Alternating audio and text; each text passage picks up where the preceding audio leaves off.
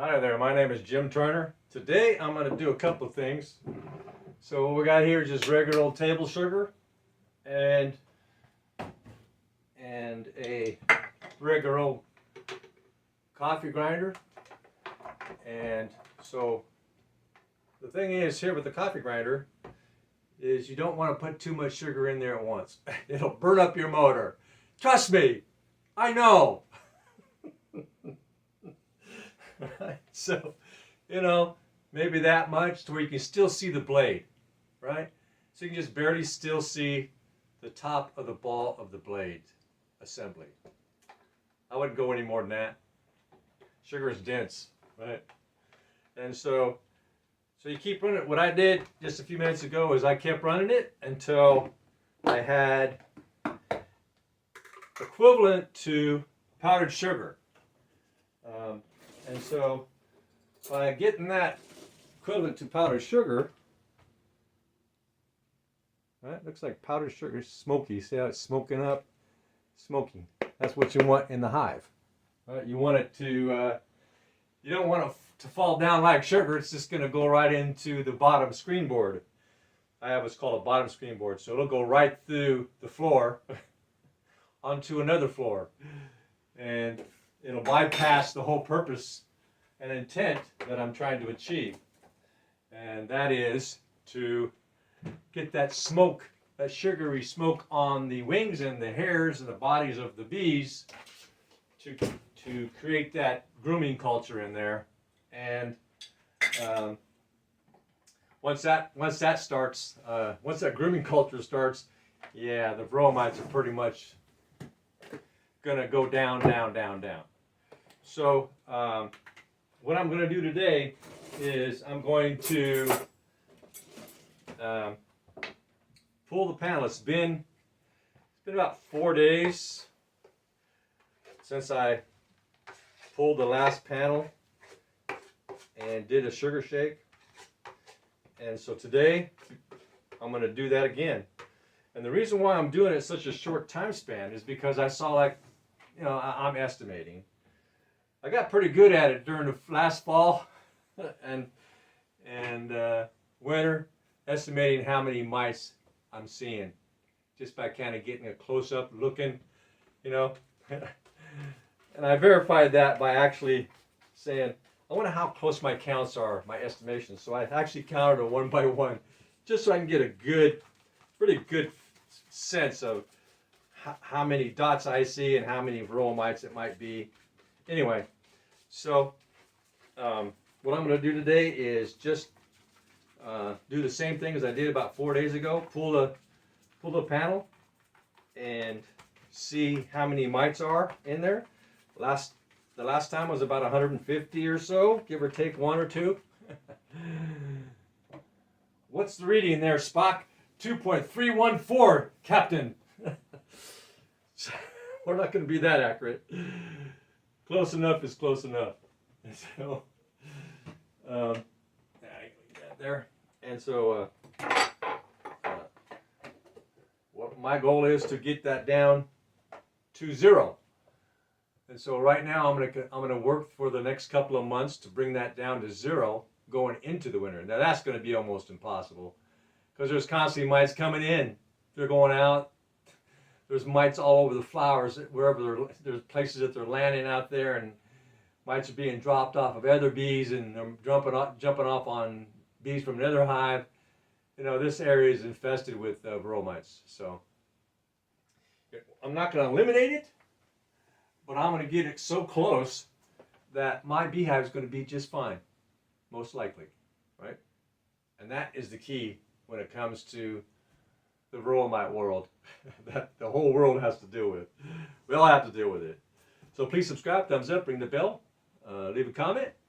You have something to add, I appreciate comments. I give everything deep thought.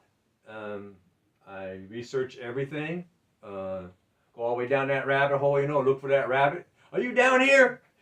Yes, I am. Get up here. So I'm going to go out there and pull the panel and then do a sugar shake and then next 4 days or so, I'll do it again. And I'll let you see how the process works, going from 150, whether it's going up, oh man, now I'm seeing over 200, or whether this system is bringing it down. And the proof is in the pudding, right? If I have to use acetic acid, I'll do that if it comes down to it, or I got to put some sort of chemical in there to save my hive come July or August or whatever. Yeah, acetic acid, here it comes. All right, here we go. Because my bees were in mortal combat the other day with adult, like a lot of adult big earwigs. They weren't little ones. They didn't bring the family. The earwigs sent the warriors. They were big. And so what I'm going to do, because my hive is not happy right now because of the mortal combat that they're locked into. So, and that's been going on for, I don't know, probably a week or so, maybe longer. So my hive is not a happy hive. So what I've done is I've made some changes to keep those earwigs from getting in there. I did something really silly. What I did was I took a piece of wood, because the bees kept getting down underneath there, flying in with their load, and they would miss the landing board and get underneath there and just kind of sit there. So I put a board there, and that covered the whole front. And all yeah, there was spiders that were building webs and stuff underneath there, and my bees were getting caught. So I put a piece of wood there, and I didn't make the connection until a few days ago. Like, how are those earwigs getting in there? That they were getting in through the back side of that piece of wood, because it went above my stuff that I had to keep earwigs getting in from the legs. The piece of wood, so they were crawling up the back of the wood and then getting up and bypassing my diversion, so they couldn't get in. Anyway, so, and sure enough, I pulled that panel back. There was more earwigs coming up. Yeah, they found that. Kind of like ants. Once they get a path, they just keep going. So I'm going to quickly see what happened to my panel. Oh, there it is. Okay, so I'm going to quickly pull this panel.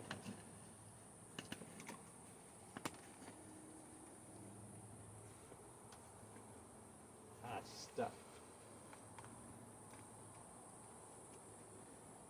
Pushed it in too far. Pretty busy. Busy bees. So on my other panel, I'm going to get stuck. Get out of there. And just that simple.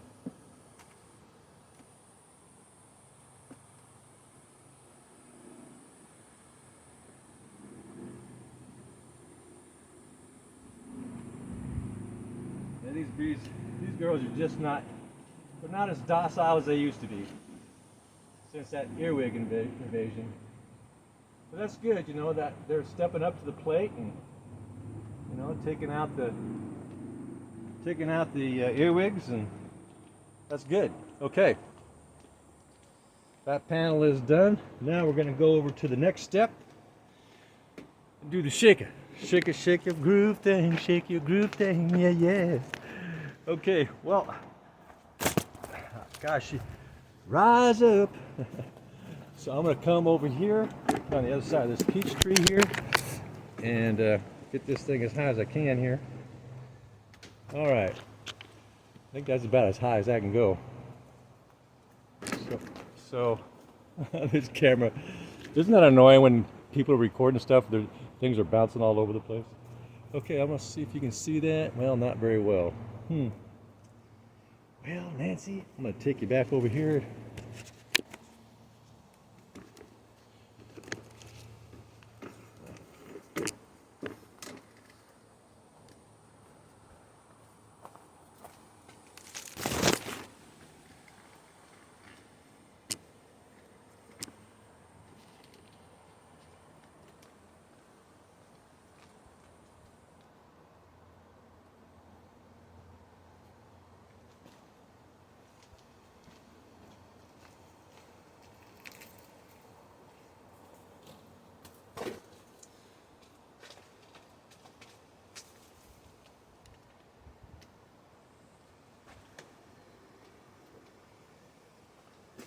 Okay, here we go.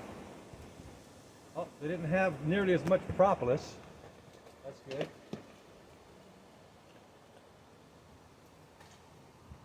Oh, they sealed this up pretty good again.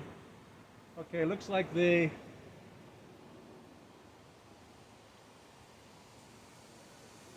looks like they have gotten another frame filled out since 4 days ago.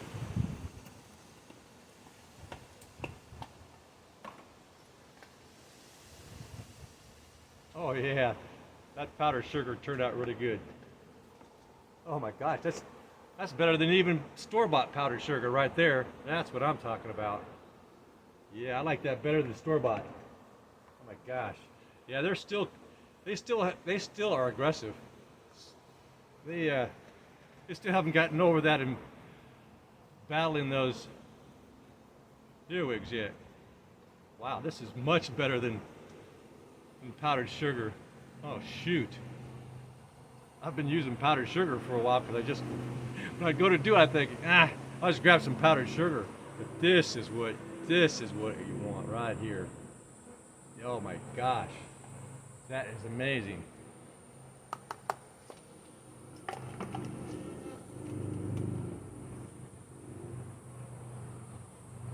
And just smoke it on in there, man. Smoke it on in. Smoke it on, baby. This one's trying to sting me in my face. Yep, they still look aggressive. They still look like they want to attack. Like they're still angry. After all these days. It's only been a few. That's going to get on down in there. They're already all white. That's what I want. I want them all white. Covered in sugar. Just all loaded with sugar. It's going to become sticky on their bodies. And they're going to go, "Hey Mary Lou, come here. You're so sweet. Let me let me nibble on you for a while."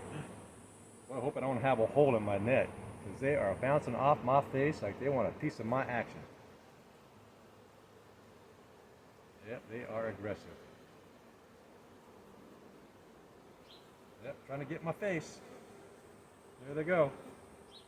Yeah, I think I'm going to have to start, because once the bees become aggressive, because they've been under attack from anything, once they've been under attack, they can maintain that aggressiveness maybe for good. Some people replace the queen, but it's not the queen, man. It's not the queen. It's the crap that's getting in. It's the things that they're having to battle, to fight, right? Inside the hive. It's not the queen. No. I mean, there might be some talk, there might be some suspicion that it might be the queen. Don't get me wrong. But I would certainly start with eliminating all possibilities of it being something that they're battling. That's where I would start. That makes the most sense to me anyway.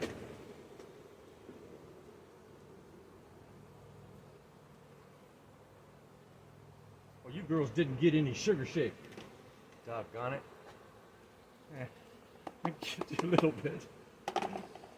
All right. Everything's going to be back to normal here in a minute. Your home will be sealed back up.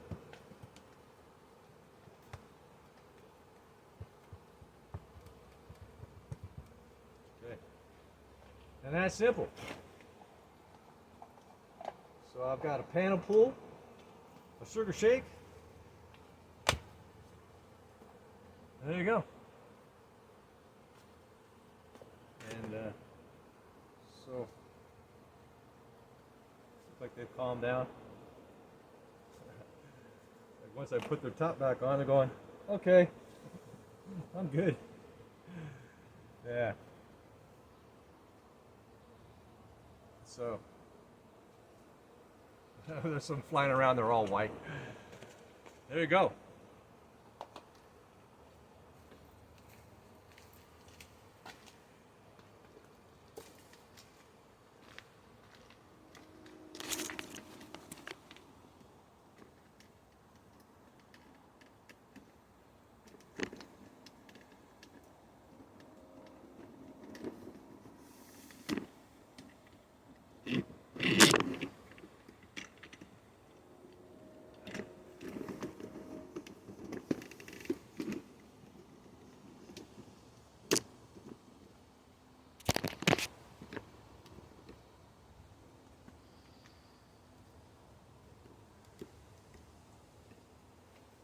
Okay.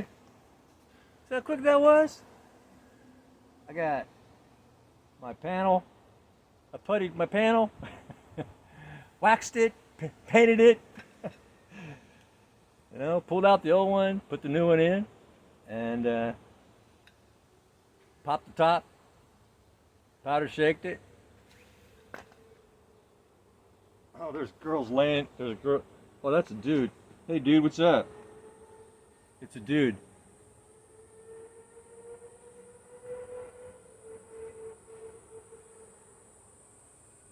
Nice.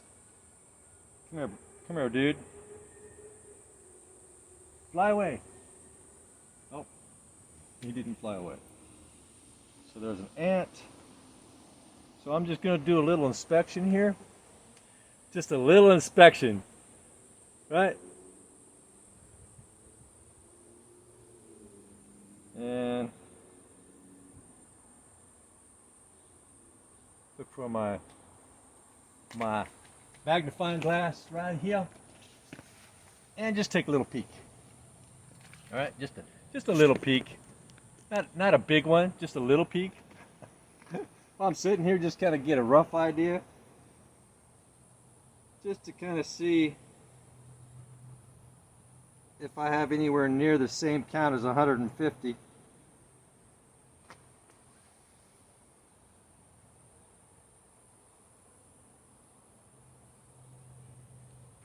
There's one.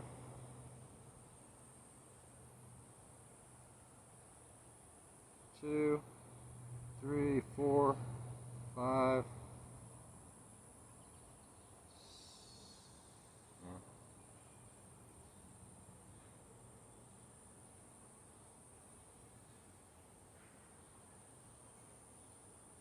Six.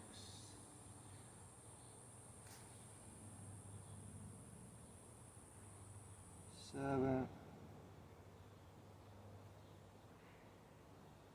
So I see seven. So I see seven for sure. It's easier to pick. It's easier to see them. Eight. So it's easier to see them. So there's definitely not 150. So I've already knocked them down. But at the same time, it's only been 4 days. Last time I left it out 3 days earlier. So even if say if there's 20 on there right now, I only saw about 7. So if those girls are going into navigation over there in my swarm the swarm that I caught, they're starting early. Boy, that girl's laying up a storm over there, man. So you can see all that powdered sugar on front. Oh, I should probably pull that other panel on the new hive. Whoa, thanks for reminding me. Yeah, I probably should see if they got anything going on, because I left that panel dry. I only add vegetable oil when I feel it's justified, and I'll make that determination based on my observations. Yeah, because I really like using it not just for catching Varroa mites, but I like using it just to see what's going on. What's going on in this hive? Slide it out. Oh. That's what's going on. I need to do something right now. Can't wait. You know, that kind of thing. I can tell when they're done building out frames, so I know when to add some more frames. Say I want to build out more frames to have them ready to make splits. So I have built out frames for my splits. I can add empty frames in there. I can actually monitor it day by day. Well, I wouldn't do day by day, but you get my point. I can monitor that over a 5-6 day period to see, oh, should I add more new frames now because they finished those frames? So I can take out those new finished frames, put them in my other box that I'm wanting to split other bees into, and I can get all this built out comb instead of taking out my hive, taking apart my hive all the time. Have they built out this frame yet? Have they built? No. I can always tell. So if you look at this panel, when this panel was when that hive was under construction, when they were finishing those empty frames that I put in there, there was I gotta say massive, because it was so high I couldn't get it out of my 3/4 slot. because it was up against the screen, so I had to, yeah, so a lot of it got left in back there because when I was sliding it out, it took a lot of it with it. So I had to design this brush to get in there and get it all out. Anyway, so you can see here, there's no frame being built. All the frames are completed, all done. The only frame that's possible. Also, there hardly none of that sugar made it down when I did that powder shake. Well, that's awesome. So most of that sugar got onto the bees, which is what I wanted, right? I don't like the idea of it going, when I do a powder sugar shake, just going right down to this panel. No, that defeats the whole purpose, right? And so that fine powder, by creating that smoke, it sticks to the frames, it sticks to the bees, it sticks everywhere. To the Varroa Mites. Oh, this thing's got some sugar right here. And next thing you know, the bees are nibbling away on the Varroa Mites that are crawling around. They got sugar on them, bite off their legs or whatever. That's a good thing, right? Yeah. So I don't see any evidence of them actually building out. Oh, yeah, there it is right there. So here, up there on the right, you can see them building out frame right there. So they've got the super all filled out over here, and they're starting on the last two frames, or last three frames. They're starting on the last two frames of the super right here. That's why it's darker there. And they're going to have that done in no time, probably. Yeah, the other day they had, I think, 4 frames left.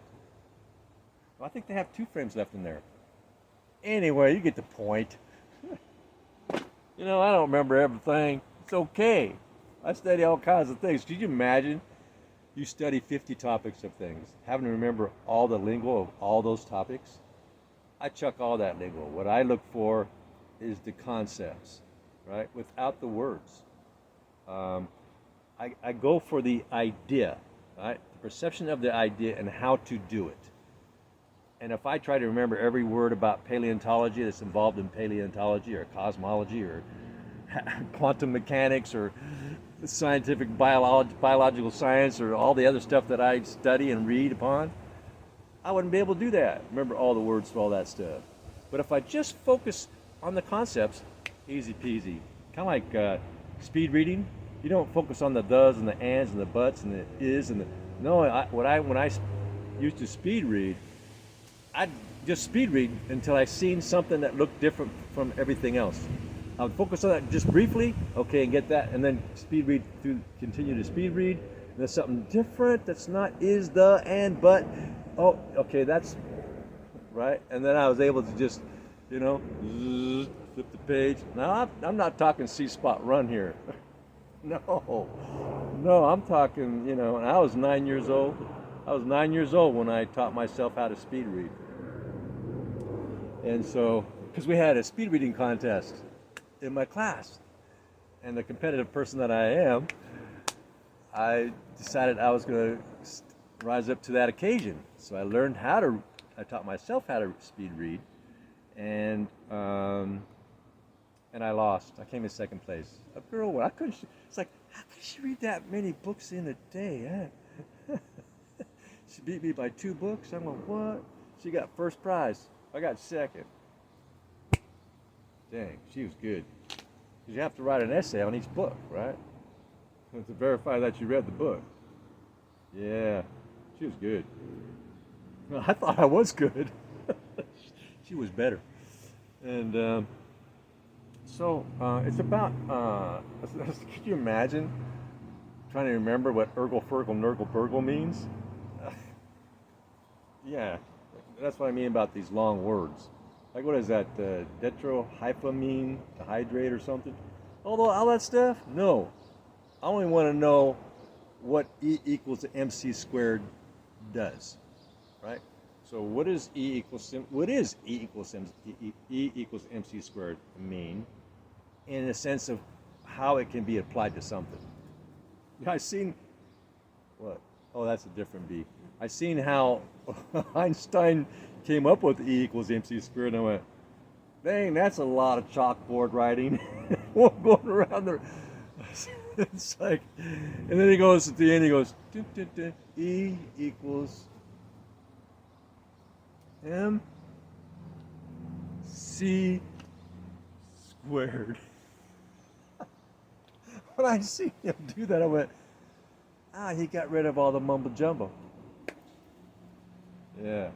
Anyway, and that's how I focus on all these different topics that I study and research. Is I don't focus on the ergle fergle nurgle burgle stuff of it, right? The wording, because people create those words and they'll create complex sounding words to make it sound complex.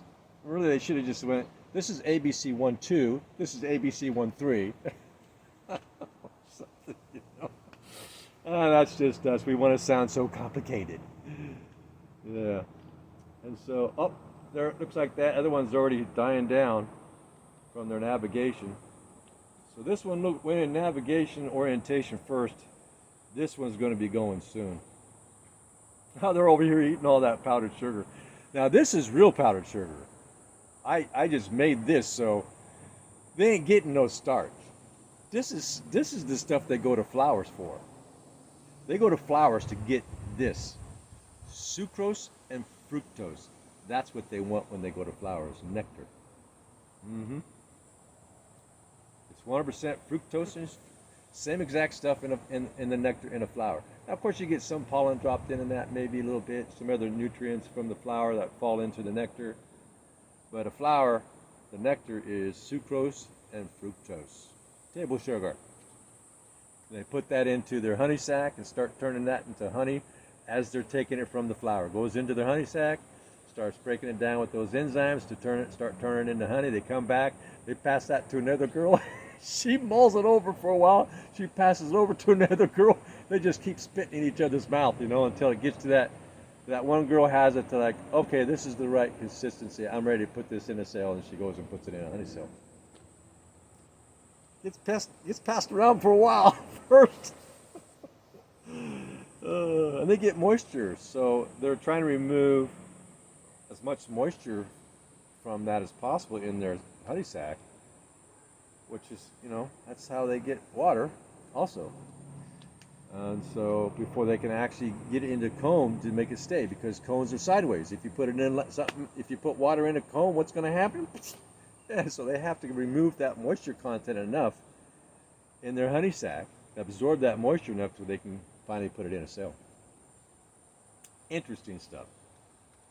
I made a podcast about what happens to the boys, the drones. Oh, poor guys. Oh my gosh. And so there you go. All that stuff done, lickety split. And so what I'm seeing on my observational panel looks promising compared to 4 days ago. Looks promising. I stopped the powdered sugar shaking for 3 months because I'm thinking, if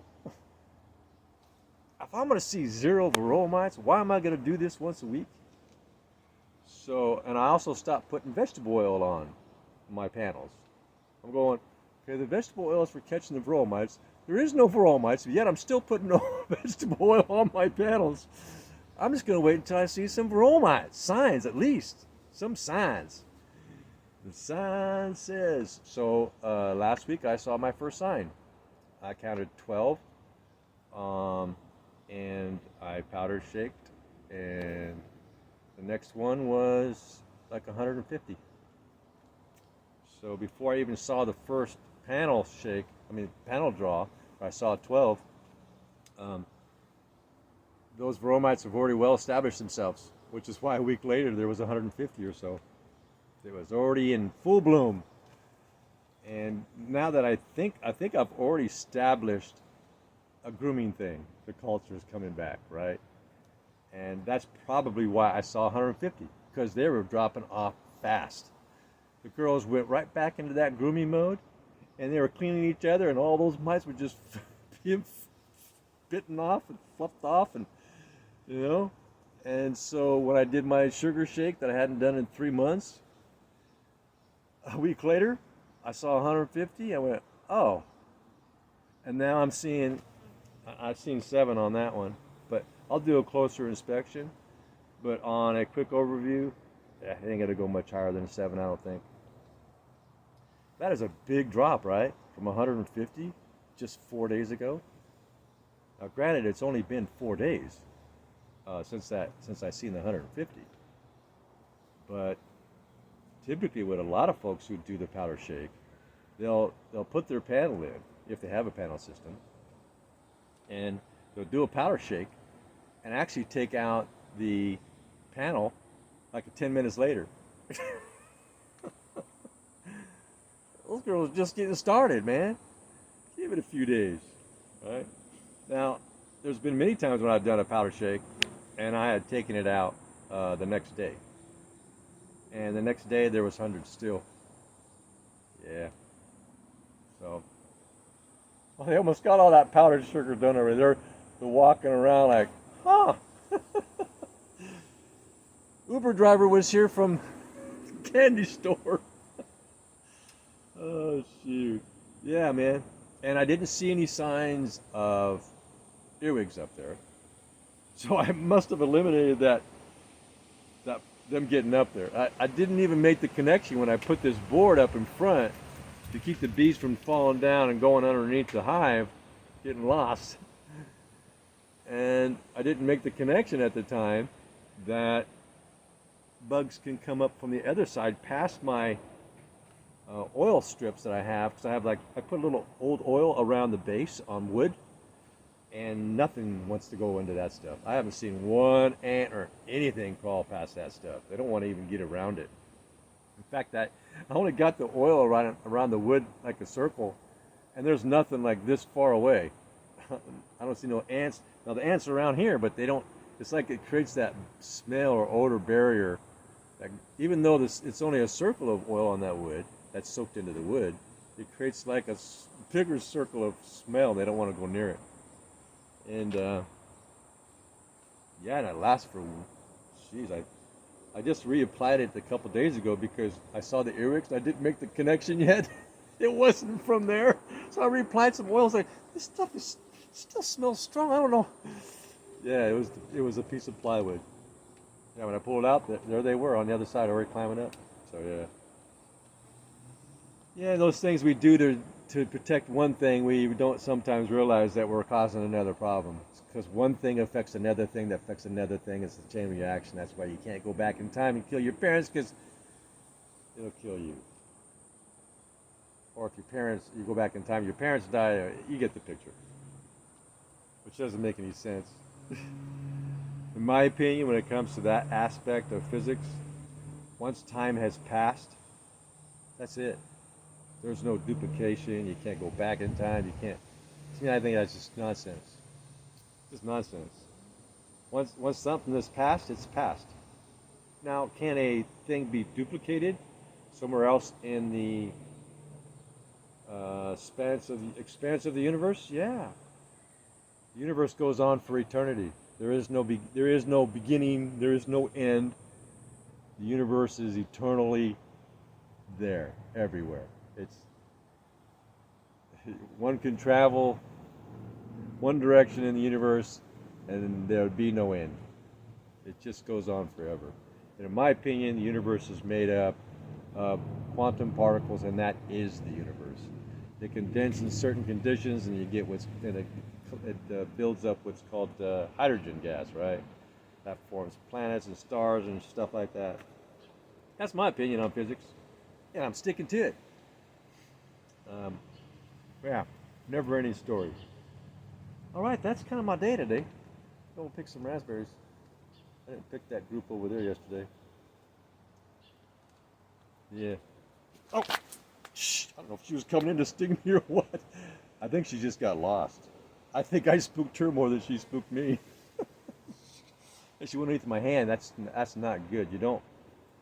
So I don't mind them bouncing off my face, but I say, like one time, one came and I was doing something with the camera, and it hit me right in the corner. It felt trapped. It was right in the corner, and I can see it moving around. Like, where do I go? And I had my hat here, and it felt locked in, and it stung almost in a second. And so, yeah, something similar happened when I was making a video at the end of the video. Something similar over here, same eyeball. And I was taking out the top of the hive about 4 days ago, and I saw all the earwigs, but my brain was just focused on the earwigs, and I wasn't focused on, oh, how long have these earwigs been in here irritating these bees? They may be really agitated and angry, and they're going to come after me.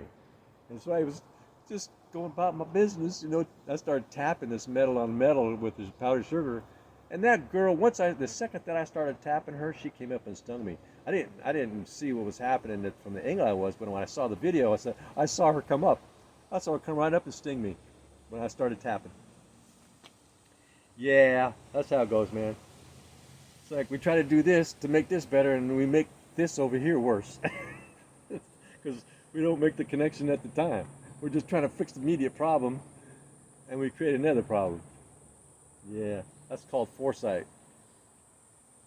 Yeah. Oh, anyway, that's my story. Please subscribe, thumbs up, ring the bell, and I'll continue this process, recording this process, because, you know, the proof is in the pudding. I mean, if someone's going to change the way that they're going to do something, they want evidence. Like me, if I had been doing something in a certain way for a while, and based on all the evidence that I have, studied and all that and observed, and even though my system's working, if I just stay with that, oh, it's working, I'm not going to change anything, I'm going to be missing out on possible things that are much more efficient for my bees, makes my bees much more happy and much more docile and much more enjoyable for me to be around them, instead of being fearful of them because I'm afraid they're going to sting me again. Because I know my bees and understand how they behave, I don't have any apprehensions about being around my bees.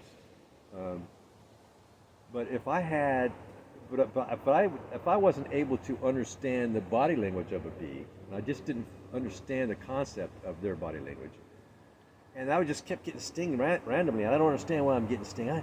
I would keep my distance from my bees. I wouldn't go around them, except for to like make a split or to do something briefly and get the heck out of Dodge. But because I understand their body language,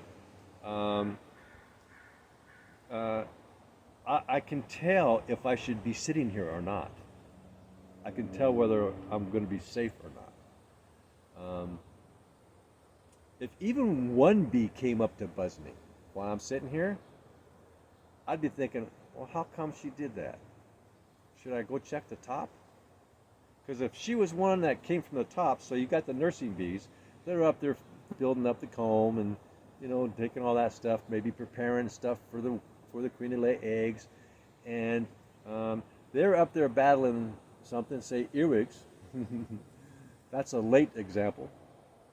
And they're in mortal combat with these earwigs, and there was a lot of them up there. And I only saw a fraction, I'm sure, of what they've been battling. I had no idea how many they'd already gotten in, how many they're battling underneath the cover.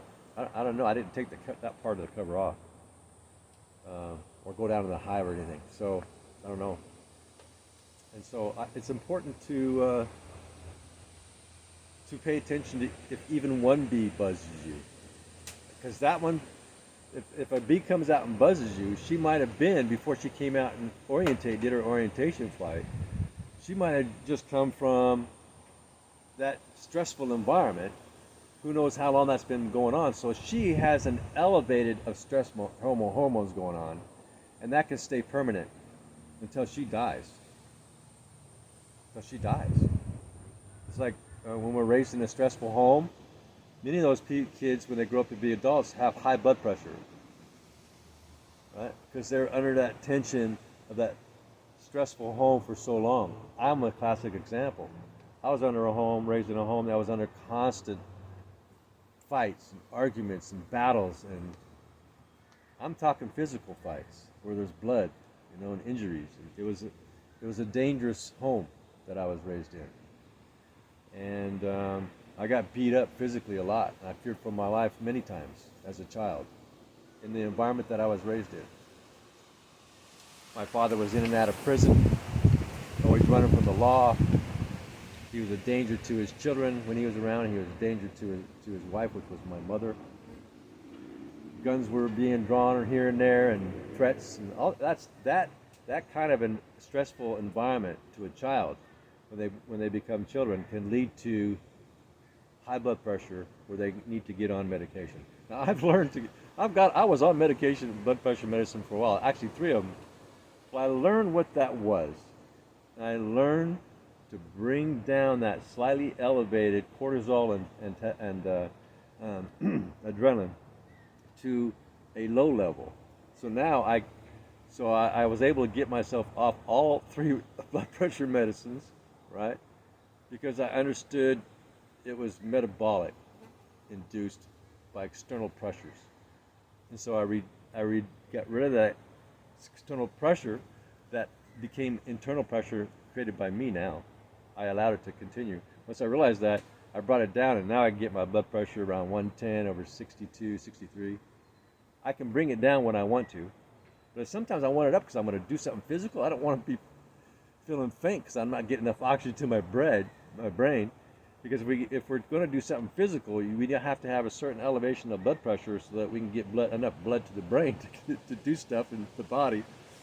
I've had blood pressure down to 53 over 34, and I couldn't walk. I had to crawl to the bathroom, literally, on my belly. If I tried to stand up, I'd faint. That was because I was going through a transition of getting off blood pressure medicine and still taking it. And I was also changed my eating lifestyle. So sometimes my blood pressure would spike, like in the old days, and sometimes on the medication, and sometimes it would be really low. And so I was on this roller coaster with this blood pressure medicine, way too low or still way too high. Anyway, I was able to figure out how to get off that. Now I'm right as rain in the desert. Okay, so that's my day today, with a little bit of health advice. That's good. A little bit of advice here and there. If we haven't heard it before, we go, huh? I haven't heard that before. That's the first time I ever heard that. You know, which is true. I mean, I've thought that so many times myself. That's the first time I ever heard someone say such thing. And then I go into research and I go, oh, that makes metabolic sense right there. I learned how to do mental meditation, right, to bring down the blood pressure also.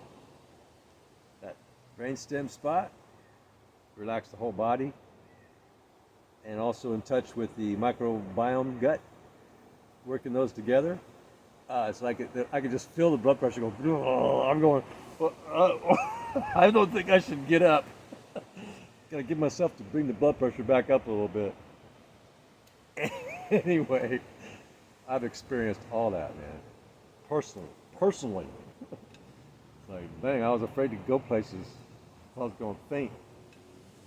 Yeah, I was glad to get off that blood pressure medicine stuff. I'm on 0 medication. I used to be on 12. Now I'm on none. Absolutely none. I used to have health conditions. Now I have none. Yeah, it's great to feel 20 again. Actually, I feel better than I did when I was 20. I was eating all that processed food and always felt like something was wrong. I just never felt healthy as I felt I should. Well, then I learned why, and then now I know. People should feel like the way I feel their whole life, from birth until their last breath. I can see why people get on fentanyl and heroin and all these addictions. It's our lifestyle to begin with. It's the processed foods. Some of us can handle the processed foods better than others.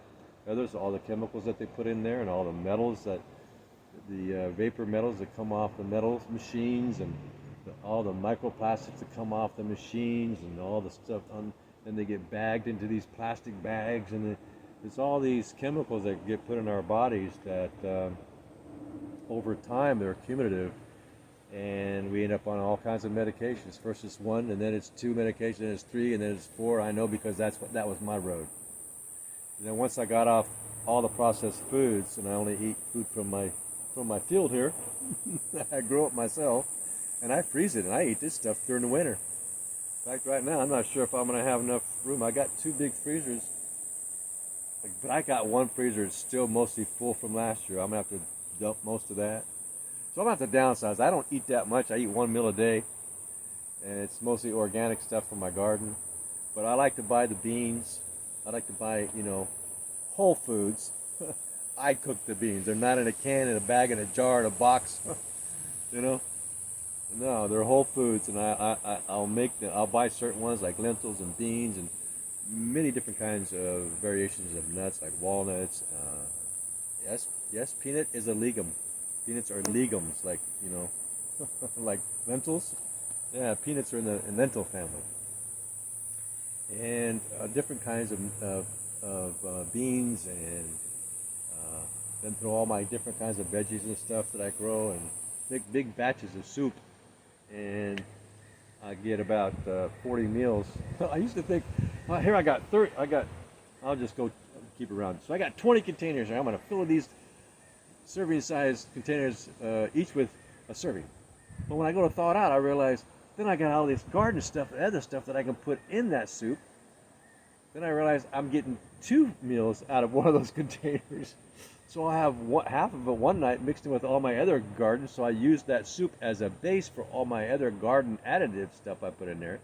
So I was getting actually 2 meals out of each one. So if I was thinking, oh, I got 20 meals out of this big serving of soup that I made, I actually got 40. Same thing when I make big stir fry. I'm thinking, oh, this is 1 serving. Same thing. I make a stir fry. I already had some vegetables, and I freeze it in the serving. What I think is serving size. And I go to thaw it out and go, I got all this other stuff I can put in here from my garden, and so I get 2 meals out of that 1 meal that I thought was 1 meal. That's how I do my eating.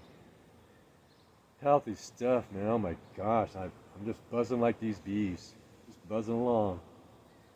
Feels great. Feels great to feel great for the first time in my life. Something always felt wrong. It was those Lucky Charms. They weren't so lucky. It was those cuckoo for Cocoa Puffs. Yeah, they made me cuckoo. That's for sure. Right? It wasn't working for me mentally either. The sugars and all that. We're all different, We're not clones. Some people can function at a higher level of all the toxins that the foods that we eat cause. Oh, here's this hive goes. So this one went into its navigational orientation first, and this one's now going into it. See here?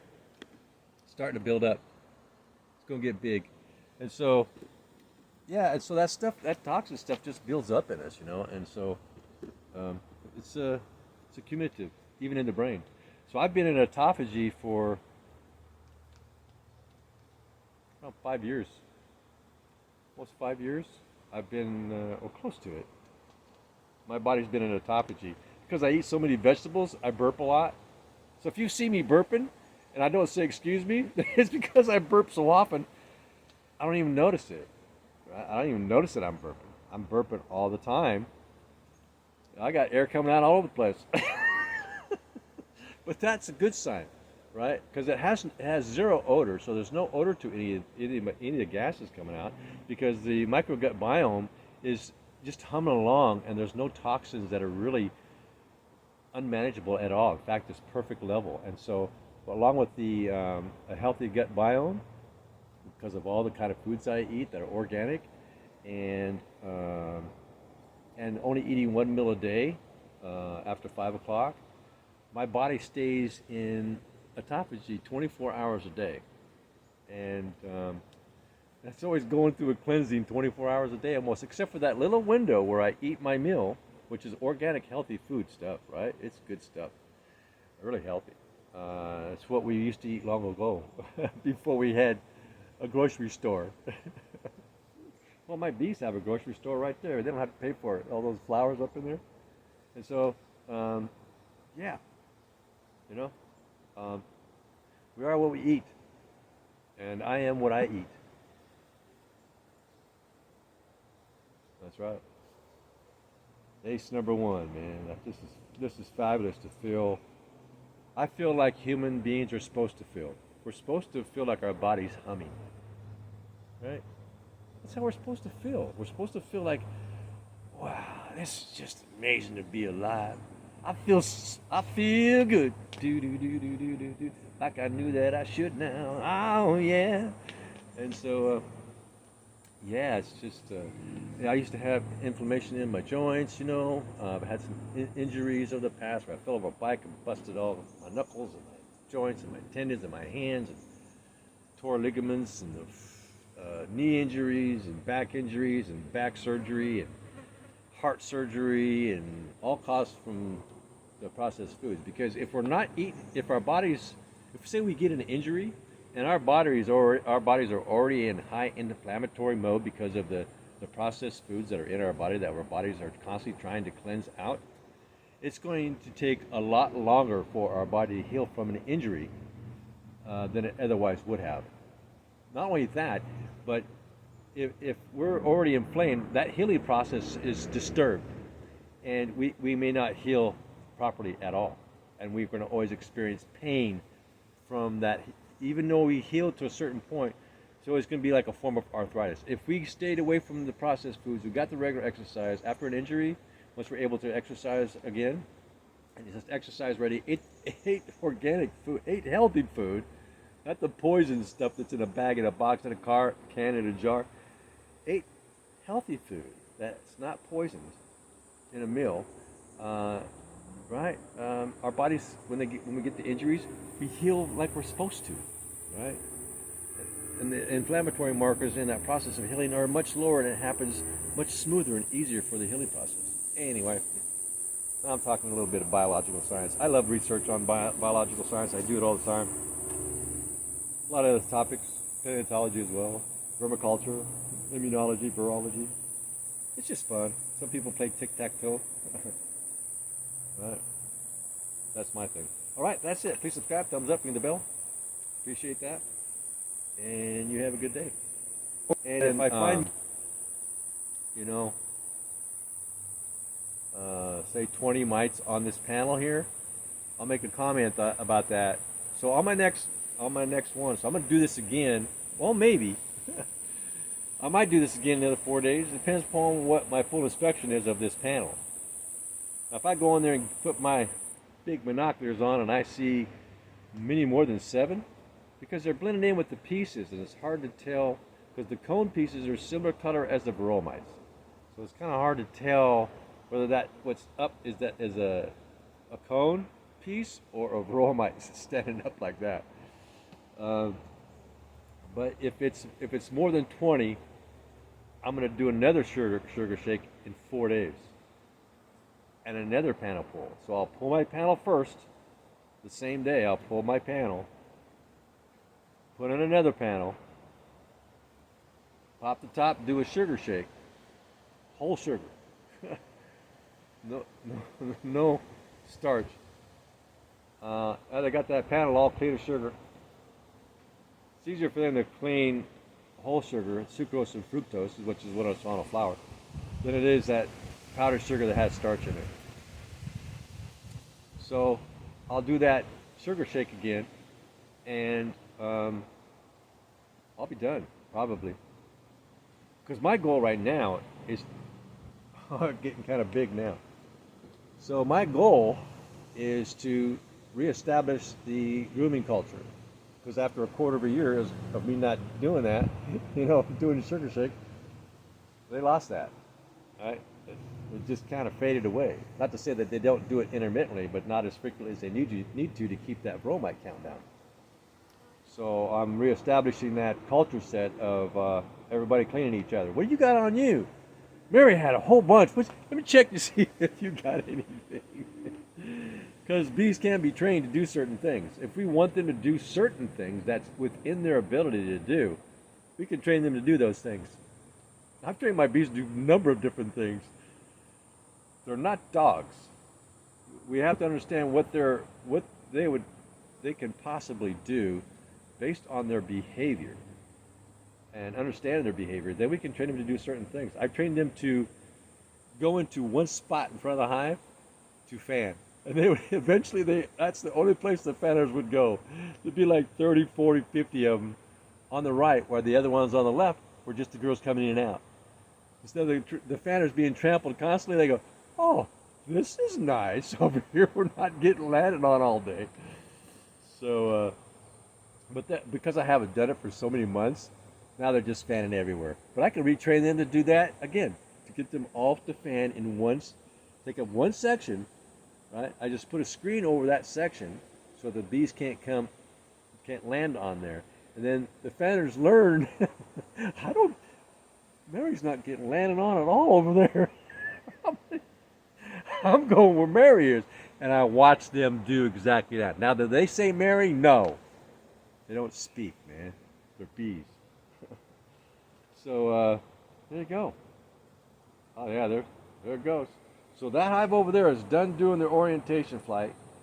They're back to normal. This one is building up. They are building up their case right there.